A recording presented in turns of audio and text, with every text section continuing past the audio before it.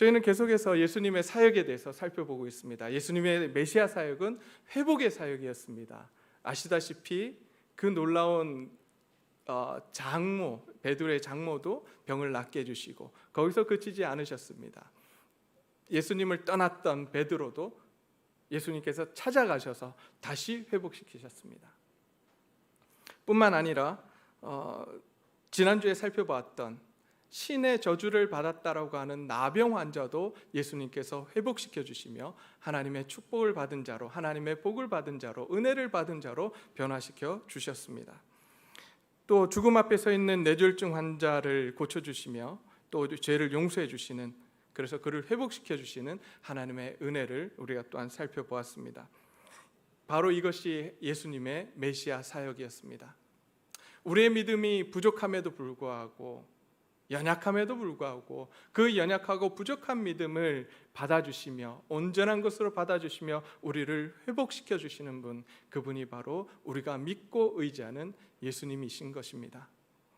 그러기에 이제 우리의 삶 가운데, 우리의 인생 가운데 어떤 어려운 문제들이 있으십니까? 아니면 힘든 부분들이 있으십니까? 슬픔을 갖고 계십니까? 그렇다면 이제 그 모든 것들을 하나님 앞으로 가져오시기를 소원합니다. 예수님 앞으로 가져오시기를 소원합니다. 그렇다면 예수님께서 그 모든 우리의 아픔과 슬픔들을, 우리의 고통들을 회복시켜 주실 줄 믿습니다. 우리가 그 은혜를, 그 하나님의 능력을 경험하는 이 시간이 되기를 소원합니다. 그렇게 회복시키시는 이유는 다른 것이 아니라 우리를 통해서 그 회복의 은혜를 어떻게 하려고요?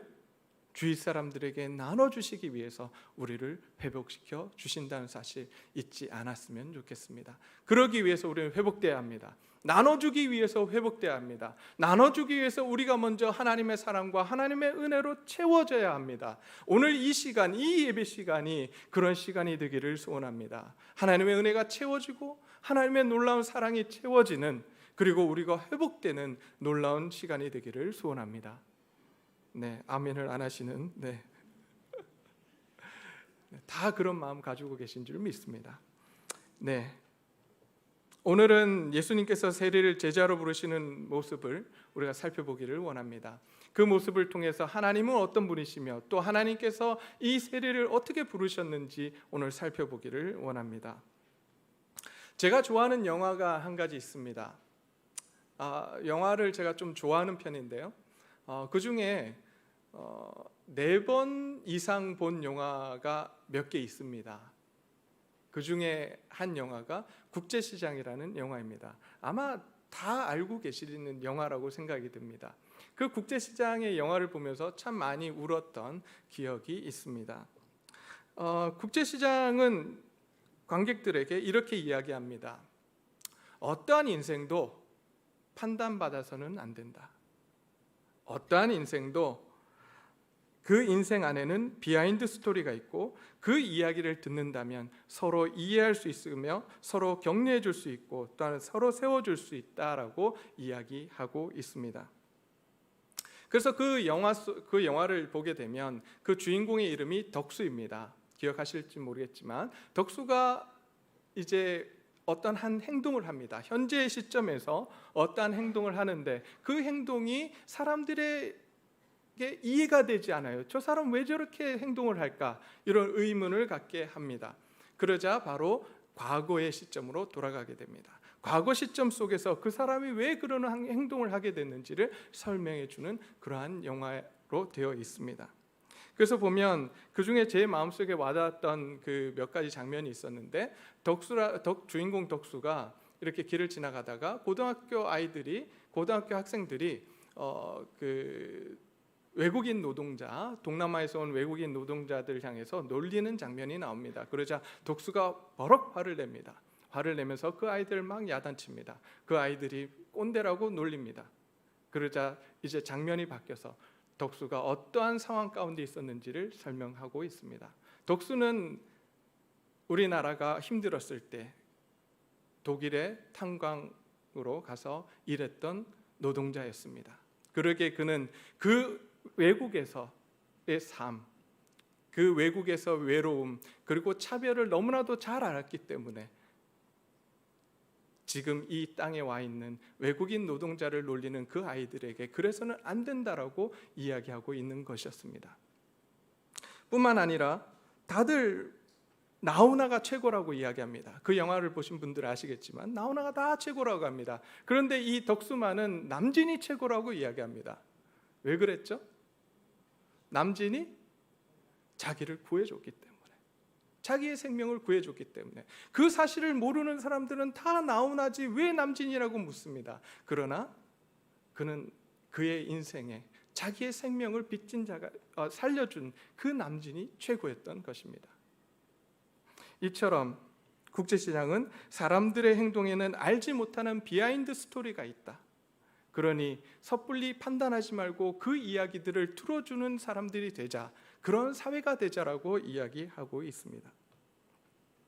이처럼 예수님께서도 오늘 이 본문 속에서 레위라고 불리는 세리 마태를 그의 겉모습으로 판단하시는 것이 아니라, 그의 직업으로 판단하는 것이 아니라 그의 속마음을 봐주십니다. 그리고 인생의 뒷이야기를 봐주시며 그를 찾아가서 그를 회복시켜 주시는 하나님의 은혜를 주십니다.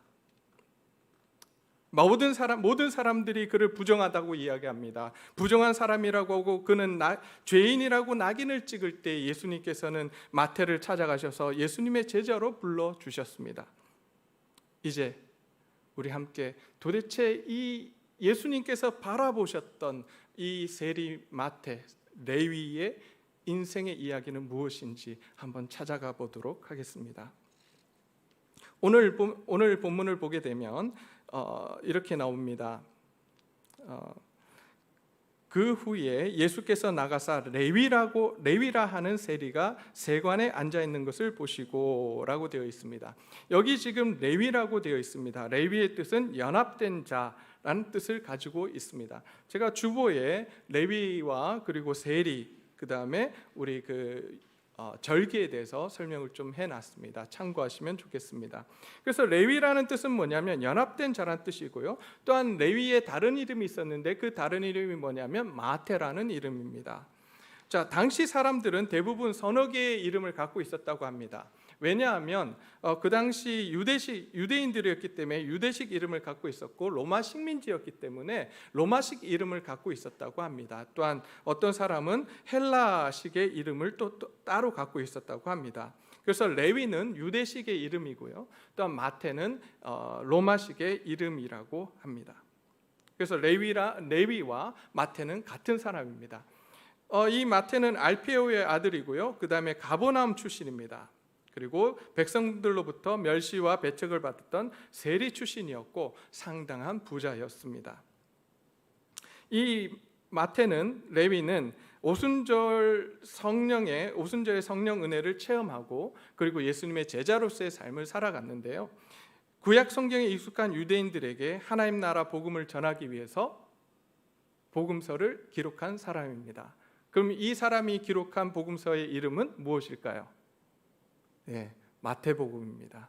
마태복음을 기록한 마태가 바로 오늘 본문에 나오는 이 레위입니다. 자, 이 사람의 직업이 뭐라고 말씀을 드렸죠? 세리입니다. 잘 아시겠지만 다시 한번 설명을 드리고자 합니다. 이 세리는 어떤 사람이냐면 대부분의 유대인들이 증오했던 직업이었습니다. 왜냐하면 사람들을 속이는 일로 악명이 높았고요. 그 다음에 그 사람들은 부정한 사람들이라고 이야기했습니다. 왜냐하면 이방인들과 바로 로마 관료들과 항상 함께해야 됐었고 그들과 접촉이 많았기 때문에 부정한 자라고 이야기를 했습니다. 뿐만 아니라 압제자의 하수인으로서 반역자, 변절자로 낙인 찍혀서 유대 사회를 살아갔던 죄인들과 창기들과 그리고 이교들과 같은 부류로 취급받았던 사람들이 바로 세리였습니다.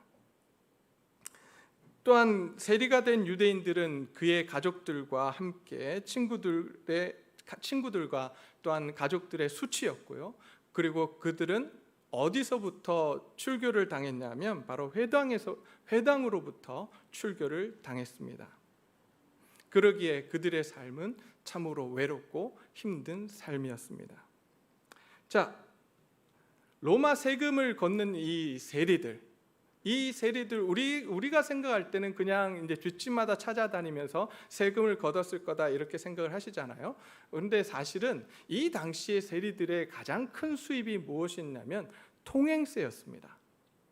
집집마다 각 가정대로 가가호호 이런 세금도 우리가 거둬들였지만 이들의 가장 큰 수입은 뭐였냐면 통행세였어요. 통행세.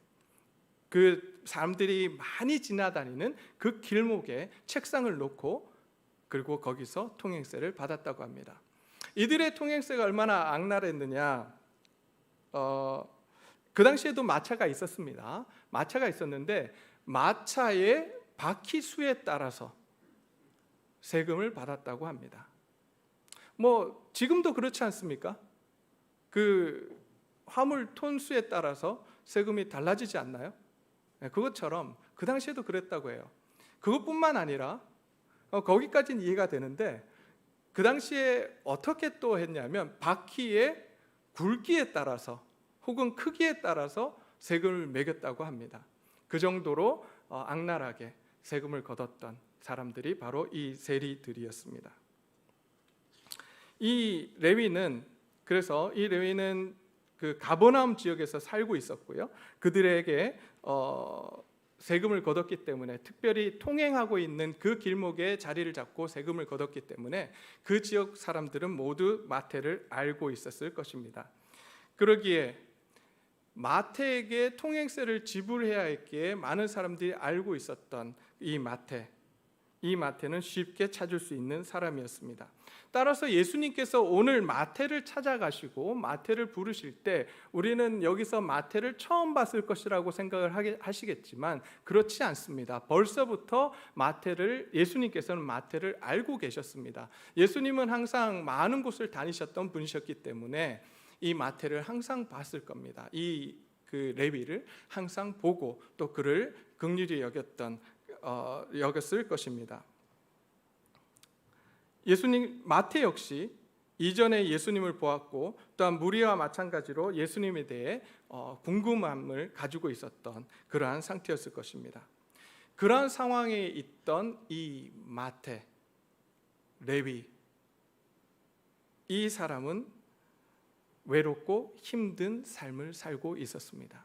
아까도 말씀을 드렸지만 유대인 공동체에서 이 세리가 되면 유대인 공동체에서 쫓겨나게 됩니다. 더 이상 너는 우리와 함께 할 수 없어. 그래서 쫓아냅니다. 그런 상황 가운데 죄인이라고 따돌림을 당하고 그리고 마지막으로 하나님 앞에 나가서 예배를 드릴 수 없었어요. 아까도 말씀드렸지만 회당에서부터 어떻게 됐다고요? 출교를 당합니다. 쫓겨남을 당합니다. 회당에 갈 수가 없어요. 하나님 앞에 예배를 드리고 싶지만 예배를 드릴 수 없었던 이 마태, 사람들과 함께하고 싶었지만 함께할 수 없었던 이 마태, 그에게는 심적인 외로움과 영적인 갈증이 그에게 있었을 것입니다. 그렇다면 레위가 도대체 그토록 사람들이 싫어하고 미워하는 세리의 직업을 선택한 이유가 무엇이었을까요? 여러분 생각해 보세요. 사람들이 싫어합니다. 그리고 심지어 회당에서부터 출교를 당해야 됩니다. 그 공동체로부터 쫓겨남을 당해야 돼요. 사람들이 손가락질합니다. 그런데 왜 레위는, 마태는 그 직업을 선택을 했을까요? 우리는 그냥 단순하게 돈 때문이라고 생각을 합니다. 그럴 수도 있을 거예요. 하지만 이 인생의 속에는 아마도 여러 가지 이유들이 있었을 것입니다. 그 이유 중에 하나가 바로 더 이상 살 수 없었던 인생의 막다른 골목이었을 것입니다.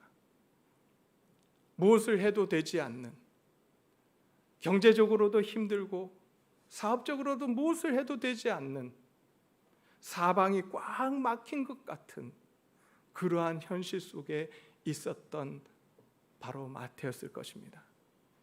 그러기에 그가 할 수 있었던 한 가지 선택은 세리라고 하는, 사람들이 손가락질하는 그 직업을 선택할 수밖에 없는 그러한 상황이었을 것입니다. 사람들은 막다른 골목에 다다랐을 때 사회적 체면을 내려놓습니다. 그리고 자기가 할 수 있는 것, 자기가 해야 될 것, 그 가족들을 먹여 살리고 그리고 그 가족들을 위해서 할 수 있는 모든 것을 하기 시작합니다. 아마 마태 역시 그랬을 것입니다. 궁핍한 삶이 지긋지긋했을 것입니다. 그 지긋지긋한 가난으로부터 해방되고 가족들을 먹여 살리기 위해 세리라고 하는 직업을 선택했을 것입니다. 그러나 그 세리라는 직업을 선택함으로 인해서 그에게는 여러 가지 불이익이 왔습니다. 그리고 그의 인생은 부자가 되면, 그리고 내 가족들을 잘 먹여 살리고 내가 부자가 되면 그 모든 문제는 괜찮을 것이라고, 사람들의 손가락질과 그리고 외로움 정도야 내가 이겨낼 수 있을 것이라고 생각을 했겠지만 그러지 않았습니다. 시간이 지나면 지날수록 그의 마음은 힘들었을 것이고 외로웠을 것입니다. 그러기에 그는 세리들과 그의 친구들로서 함께 지냈던 세리들을 불러서 그들과 함께 먹고 마시는 일들을 했을 것입니다. 그럼에도 불구하고 계속되는 영적인 갈급함, 심적인 외로움은 계속해서 깊어갔을 것입니다. 그럴 때 바로 예수님께서 찾아오십니다. 아까도 말씀을 드렸지만 이 마태는 예수님에 대해서 알고 있었습니다. 벌써 소문이 가버나움에 퍼졌습니다. 이 예수님은 회복시키는 사역을 하시는 분이라고, 병자들을 고치며 귀신을 내쫓으며 그리고 예수님의 제자인 베드로를 회복시키며 나병 환자를 고친다는 소문을 들었을 것입니다. 그리고 그러기에 그는 예수님을 통해서 자신의 삶도 회복되기를 원했을 것입니다. 그러나 그는 알 수 없었습니다. 사회적으로 종교적으로 낙인 찍힌, 죄인이라고 낙인 찍힌 자신을 예수님께서 받아주실지 자신이 없었습니다. 그러기에 망설이고 있었는데 어느 날 예수님께서 마태에게 먼저 찾아오셨습니다. 그리고 그에게 이렇게 말씀하십니다. 나를 따르라. 나를 따르라고 말씀하십니다. 이 부르심은 어부였던 베드로를 부르셨던 부르심과 동일한 부르심이었습니다. 죄인이라고 불리던 세리를 예수님께서 제자로 부르시고 계시는 것입니다. 아무도 예상치 못한 부르심이었습니다. 이 부르심 앞에 죄인된 삶에서 벗어나 하나님의 백성으로서만 회복시켜도 감사한데, 그것을 넘어서서 이제 예수님께서는 이 세리인 마태에게 나의 제자로서의 삶을 살아가자라고 지금 초청하고 계시는 것입니다. 마태는 너무 놀랐을 것입니다. 그리고 그 예수님의 소문을 듣고 가버나움에서 살가실 때는 보고 알고 있었지만 그 예수님께서 직접 찾아오셔서 자기를 제자로 삼을 것이라고는 상상도 못했을 것입니다. 그 일이 자기 앞에서 벌어졌습니다. 마태는 하나님의 백성이 다시 되었습니다. 회복되었습니다. 이제 계속해서 마태는 예수님을 통해 자신의 인생이, 자신의 영적인 상태가 회복되는 것을 경험해 갈 것입니다. 이렇게 예수님께서 레위 곧 마태를 찾아오셔서 제자로 부르신 것은 사람을 외모로 보지 않으셨기 때문입니다. 그의 직업으로 판단하지 않으셨기 때문에 가능한 일입니다.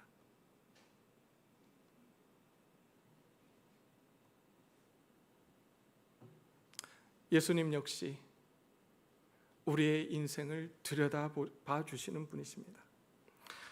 마태가 왜 그 직업을 선택했는지, 또한 지금은 잘 지내는 것 같지만 영적인 갈급함이 얼마나 있는지, 얼마나 심적으로 외롭고 힘들고 힘들어하는지 그의 깊은 마음을 봐주셨던 예수님께서 그를 먼저 찾아가시고 그를 먼저 제자로 부르신 것입니다.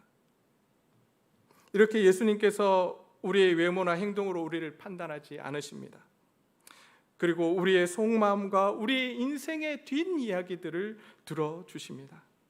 그리고 우리를 찾아오셔서 우리의 삶을 회복시켜 주시는 분이 바로 예수님이신 것입니다. 우리의 부족함에도 불구하고 도저히 예수님의 제자로서의 자격이 없음에도 불구하고 우리를 찾아오시는 분, 그분이 바로 예수님이신 것입니다.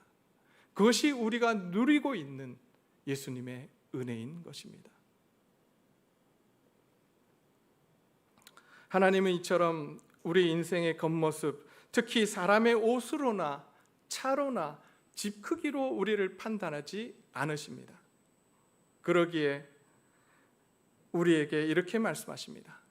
내가 거룩하니 너희도 거룩하라. 무슨 말씀입니까? 내가 너희의 겉모습을 보지 않는다. 오히려 너희의 속마음을 보고 너희가 가지고 있는 인생의 뒷이야기를 들어주는 하나님이시다. 그러니 너희도 사람을 볼 때 뭘로 판단하지 말라고요? 뭘로 판단하지 말라고요? 외모로, 겉모습으로 판단하지 말라라고 말씀하십니다. 이것이 교회입니다. 우리는 항상 겉모습을 보지 아니하고 그 뒷면에 감춰져 있는 그 이야기들, 그들의 아픔, 그들의 고통을 들어주는 사람들이 되어야 합니다. 왜 그렇습니까? 앞에서도 말씀드렸지만 하나님이 그런 분이세요. 예수님이 그렇게 사역을 하셨어요. 그러기에 우리에게 요구하십니다. 너희가 하나님의 자녀야? 그렇다면 그 하나님처럼 거룩한 인생, 사람을 겉모습으로 판단하지 말고 그의 인생을 깊숙이 들여다볼 줄 아는 그러한 하나님의 자녀로 살아가라라고 말씀하고 있습니다. 이제 우리가 그런 삶을 살기를 원합니다. 우리가 그런 교회가 되기를 원합니다. 겉모습이 아닌 사람들의 속마음을 읽어줄 줄 아는 그러한 저와 여러분이 되시기를 소원합니다. 제가 중고등학교 시절에 친구가 별로 없었습니다. 워낙 혼자 자랐고, 잘 아실 거예요. 제가 워낙 혼자 자랐고 고집이 세서 제가 친구가 별로 없었어요. 그래서 저희 어머니가 친구를 만들어 주려고 애를 많이 썼습니다. 근데 친구는 있었는데, 교회들 친구들은 있었는데 진정 저한테 삶을 털어내는, 이렇게 이야기해주는 친구가 별로 없더라고요. 근데 그런 이야기들을 꼭 털어놓는 친구가 하나 있었어요. 그 친구한테는 꼭 가서 아이들이 자기의 속마음도 이야기하고 막 이렇게 이야기를 하더라고요. 그게 그렇게 부러웠는데 왜 나한테는 이야기를 안 하지? 몰랐어요. 그 당시에는 왜 그런지 몰랐어요. 뒤늦게서 알았습니다. 저는 제 말만 했어요. 저만 알았습니다. 제 친구들의 삶이 어땠는지, 저 친구의 지금 아픔이 무엇인지, 저 친구가 무슨 이야기를 하는지 듣지를 않았어요. 예수님께서는 들어주십니다. 끊임없이 우리의 이야기를 들어주시고 우리의 삶에 숨겨진 이야기들을 말하라고 말씀하십니다. 그러기에 우리도 그런 사람이 되어야 합니다. 내 말만 하는 사람들이 아니라 그들의 아픔을 들어줄 줄 아는 사람이 되어야 합니다.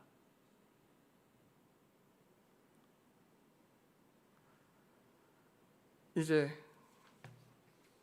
우리가 새롭게 이제 재건축이 되고 그래서 아파트가 들어오면 많은 사람들이 우리 교회 올 거라고 이야기합니다. 제가 이야기합니다. 아니요. 우리가 바뀌지 않으면 안 옵니다. 사람을 보내주신 분이 누구죠? 하나님이세요. 사도행전 2장과 4장을 보십시오. 많은 사람들이 교회에 옵니다. 그때 그들 앞에 사람들이 교회에 올 수 있었던 이유가 무엇이었느냐? 하나님께 사람을 붙여주셨던 이유가 무엇이었느냐? 그들의 필요를 알고, 그들이 사람들의 필요를 알고 교회 공동체가 그 필요를 채워갔습니다. 자기 것이라고 인정하지 않고 하나님 것이라고 선포하며 그 물질들을 나누고 채워갔던, 그러기에 하나님께서 그 공동체에 많은 역사를 하셨습니다. 많은 사람들을 보내주셨어요. 어떻게 그들의 필요를 알았을까요? 네? 어떻게 그들의 필요를 알았을까요? 저는 정말 저희 교회 공동체가 그런 공동체 되기를 소원합니다. 서로의 필요가 나눠질 수 있는 공동체. 교회 올 때 우리가 인사합니다. 잘 지내셨습니까? 네, 잘 지냈습니다. 난 잘 못 지냈던 사람 한 명도 못 봤어요. 심지어 오다가 차 안에서 부부끼리 싸워도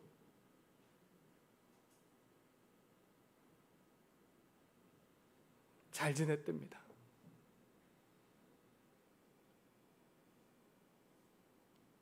집이 부도가 나도 잘 지냈대요. 이게 무슨 공동체입니까? 아닙니다. 교회 아니에요. 진짜 교회라면 우리가 우리의 마음을 나눌 수 있어야 합니다. 근데 그 사람들 보고 왜 마음 나누지 못하느냐, 마음 좀 나눠라, 이게 말이 됩니까? 내가 마음이 힘들고 아픈데 이야기할 사람이 있어야죠. 그 이야기를 들을 사람이 있어야죠. 그 사람은 들어주는 사람입니다. 이야기를 처음부터 끝까지 들어주며 공감해 줄 줄 아는 사람입니다. 우리가 그런 교회 되기를 소원합니다. 서로의 삶을 나누자고요. 나누기 위해서는 우리가 들어야 합니다. 그들의 아픔을 들여다보고 그들에게 우리의 삶을 나눠야 합니다.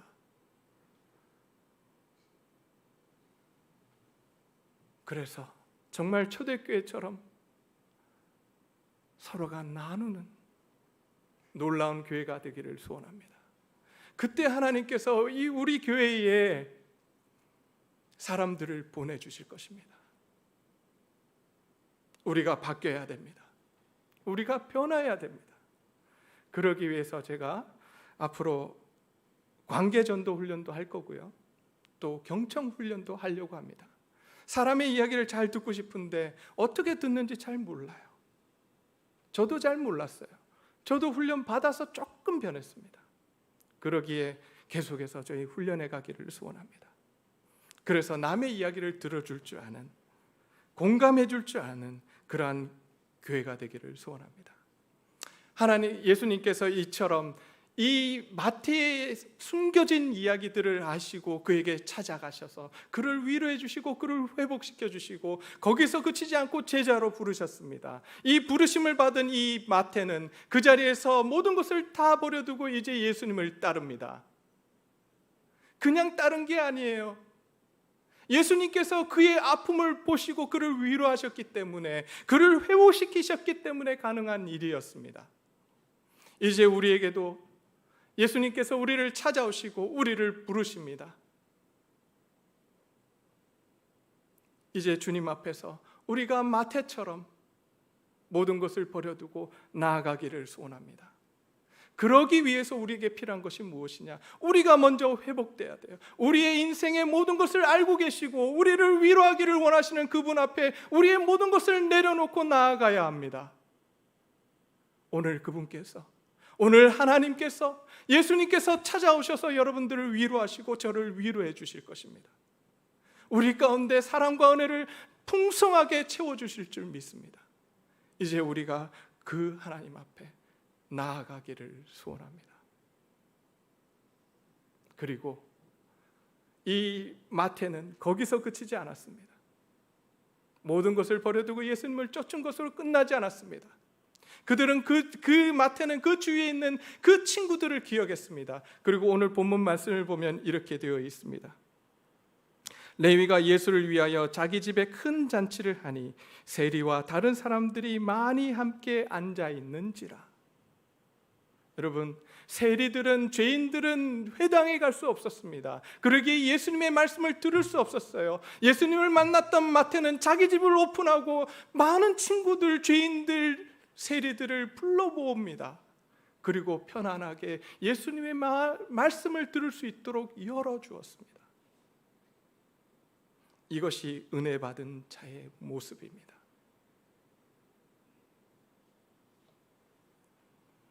오늘 우리를 하나님의 백성으로, 하나님의 자녀로, 예수 그리스도의 제자로 우리를 부르셨습니다. 나 하나 잘 되자고 부르신 것이 아닙니다. 예수님께서는 이제 우리를 통해서 우리 주위에 있는 많은 영혼들, 나의 가족들, 내 친구들, 내 이웃들을 하나님 앞으로 데리고 오라고 우리를 부르셨습니다. 이제 그 일에 우리가 힘을 쓰기를 원합니다. 주님께서 주신 그 사명을 감당하는 저와 여러분들이 되시기를 소원합니다. 이 시간 우리 함께 찬양하기를 원합니다.